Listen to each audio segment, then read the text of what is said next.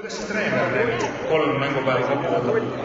Kui kokku võtta, siis 3 väga erinevat ja rasket päeva ja eks me tegime tööd ja nägime vaeva selle nimel, et siin täna anda Rootsile kõva lahing ja võtta siit see võit, mille kahjuks võttis meilt Rootsi.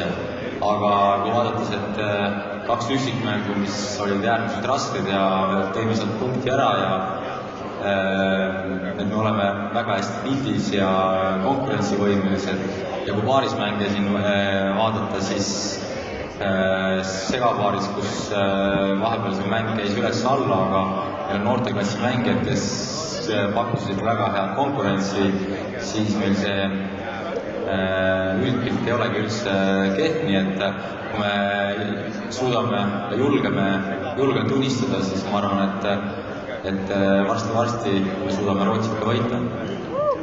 Keda võiks sellel turniirilt eriti esile tuua, et kes Eesti mängijatest kas avanes sinu arvates rohkem või andis kõige tublima tulemuse? Loomulikult need, kes tõid need inimesed selle finaali tähtsad punktid, et Raul Must ja Kati Tolmud, aga ükski võistkonnavõistlus ei koosne ainult nendest, nii et meil on vaja rohkem Kati Tolmovisid ja Raul Mustasid, et olla tulevikus edukad. Aga mis siis ikkagi oli see, miks lõpuks Eesti alla vaatas? Paratamatult on meil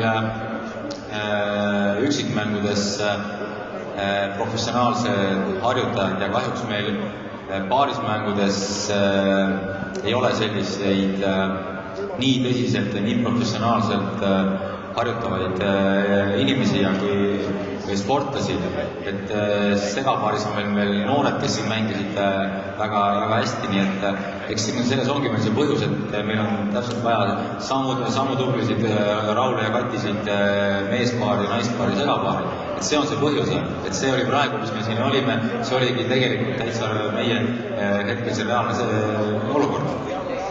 Igatahes aitäh teile ja jõudu edastöökseks. Suur tänu ja minu poolt ka suur tänu Eesti Sulgpalliliidule, pealtvaatajatele, kohtunikele, vabatahtlikele,